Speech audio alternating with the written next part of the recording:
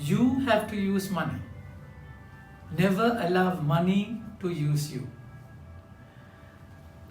24th week in ordinary time, 17th of September, Friday reflection. My dear friends, we have to remember the providence of God. God is our Father who provides. Jehovah Jireh we call. So in the beginning, the Genesis, we find how God looked after Adam and Eve. But then the temptation of the evil one is not to depend on God. You don't have to go and ask for everything. Depend on Him. You can be another God. So you can be of your own. So this is a very subtle temptation. So this will lead you to insecurity, fear. So because you have to do things. That's exactly why in Jeremiah chapter 17 verse 5 onwards it is said, it is a foolish thing that you depend on Him, on yourself, your strength, and to go away from the Lord. So it's a lifestyle to depend on providence. The one who knows how to depend on God with a proper connection, it's not an opportunistic relationship, no. It's rather a love relationship where you trust Him completely and you know exactly that He is going to give things what you want. So moment money becomes your sole motive goal, the moment your salary, the moment you think that your salary is going to look after you, all what matters is money, you're lost. You're completely lost. So that's why the first reading beautifully says, letter to Timothy, though teach and urge these things. If anyone teaches a different doctrine and does not agree with the sound words of the Lord Jesus Christ and the teaching that accords with godliness, is a puffed up with conceit. He is puffed up with conceit and understands nothing. So you think and you decide it's your purpose. You will lose the connection and you are being deceived. Has an unhealthy craving.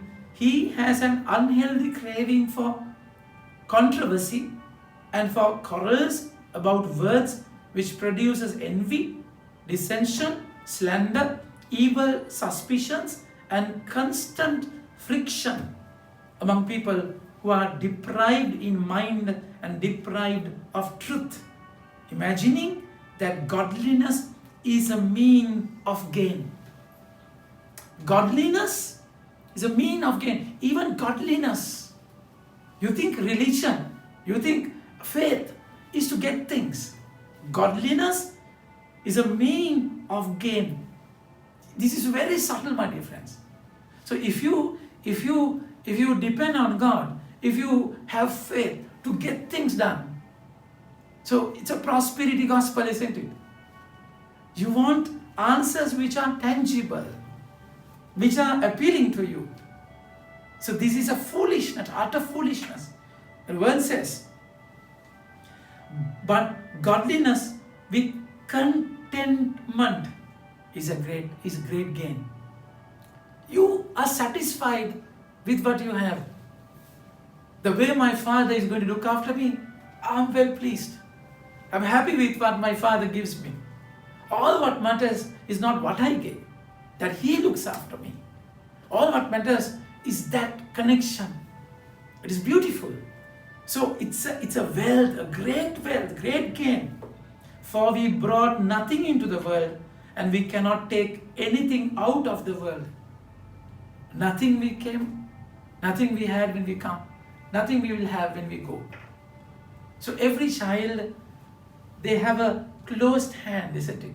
Every infant, their hands are like this. So when they are born, they come like this. Every infant.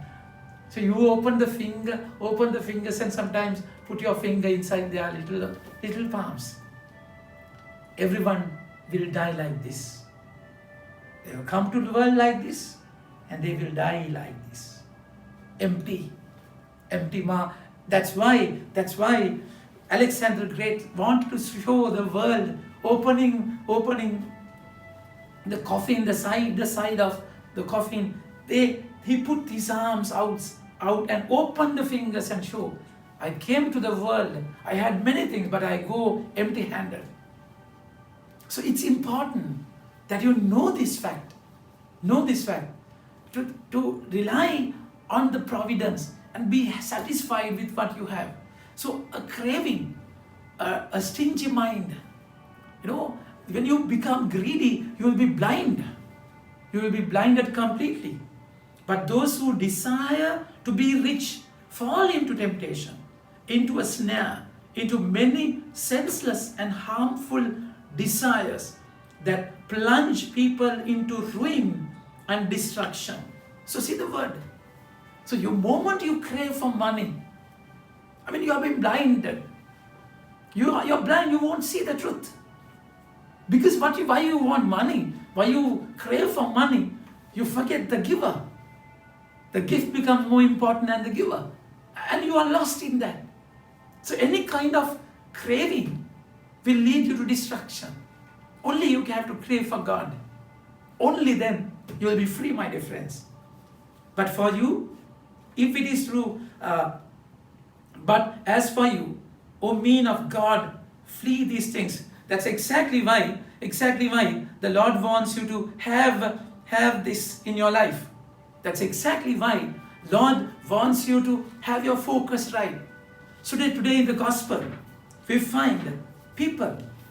It's important, my dear friends. We have to have money. We have to have wealth for the glory of God. It is a purpose. It is a clear purpose. Okay, we have to have the purpose very clear. And we find in the gospel, there are a lot of people following him. And in that following of the Lord, see the word, Jesus went on through cities and villages, proclaiming and bringing the good news of the kingdom of God. And the 12 were with him, and also some women who had been healed of evil spirits and infirmities. Mary called Magdalene, from whom 7 demons had gone out.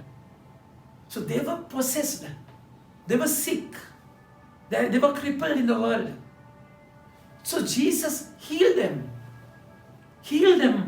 from that demonic forces. So you are craving, when you are blind, it's a demonic force that makes you crave, yearn, makes you stingy, greedy for something.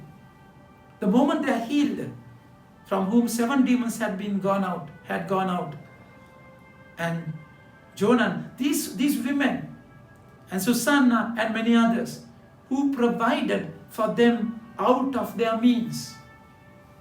So Jesus wanted money. Though he is Son of God, he lived like a man, a complete man. So he needed support. He needed sustenance. So God has appointed people to help them. And they were free. They don't depend on people, either on material things. No. They know that their Father is going to look after them. So these women are free. They knew what to do with their money. They can't preach. They can't build the kingdom in the way Jesus did. But then they contributed their money for the kingdom of God.